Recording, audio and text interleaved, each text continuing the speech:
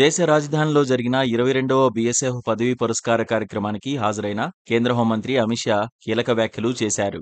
ఈ సందర్భంగా ఆపరేషన్ సింధూర్ను ప్రశంసించారు. ఈ ఆపరేషన్లో భారత సైన్యం, బీఎస్ఎఫ్, ఇంటెలిజెన్స్ ఏజెన్సీలు అద్భుతంగా పనిచేశాయని, ప్రధానమంత్రి నరేంద్ర మోదీ నేతృత్వంలో ఆపరేషన్ విజయవంతమైందని అన్నారు.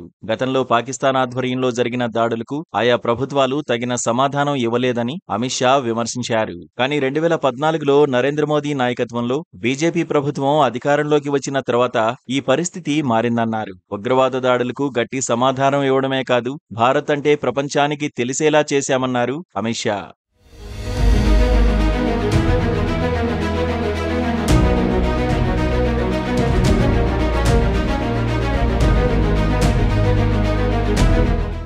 2014లో బీజేపీ ప్రభుత్వం ఏర్పడిన తర్వాత ఉరీలో జరిగిన దాడి దేశాన్ని కలిసివేసింది. ఈ దాడిలో భారత సైనికులను ఉగ్రవాదులు దారుణంగా హతమార్చారు. దీనికి సమాధానంగా భారత సైన్యం మొదటిసారిగా శత్రు భూభాగంలోకి చొచ్చుకెళ్లి సర్జికల్ స్ట్రైక్ నిర్వహించింది. ఈ ఆపరేషన్ ద్వారా పాకిస్తాన్ ఉగ్రవాద శిబిరాలను భారత్ ధ్వంసం చేసింది. ఈ సర్జికల్ స్ట్రైక్ ప్రపంచవ్యాప్తంగా భారత సైన్యం శక్తిని చాటి చెప్పింది.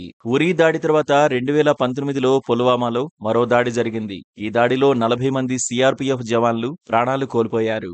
ఈ ఘటనకు సమాధానంగా భారత వైమానిక దళం ఎయిర్ స్ట్రైక్ నిర్వహించి పాకిస్తాన్లోని ఉగ్రవాద శిబిరాలను ధ్వంసం చేసింది. ఈ ఆపరేషన్ ద్వారా భారత్ సాయుధ బలగాల సామర్థ్యాన్ని మరోసారి నిరూపించింది. ఇటీవల పహల్గాంలో పాకిస్తాన్ ఉగ్రవాదులు అమాయక పర్యాటకులను వారి మతం ఆధారంగా గుర్తించి హతమార్చారు. ఈ దారుణ ఘటనకు సమాధానంగా భారత్ ఆపరేషన్ సింధూర్ నిర్వహించింది. ఈ ఆపరేషన్లో భారత సైన్యం, ఇంటెలిజెన్స్ ఏజెన్సీలు, ప్రధానమంత్రి మోదీ రాజకీయ దృఢత్వం కలిసి పనిచేశాయి. చివరకు ఈ ఆపరేషన్ విజయవంతంగా పూర్తయింది.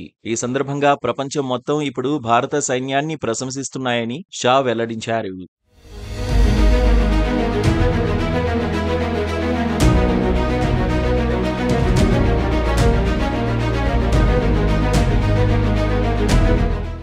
ఈ సందర్భంగా బీఎస్ఎఫ్ ను అమిత్ షా మెచ్చుకున్నారు.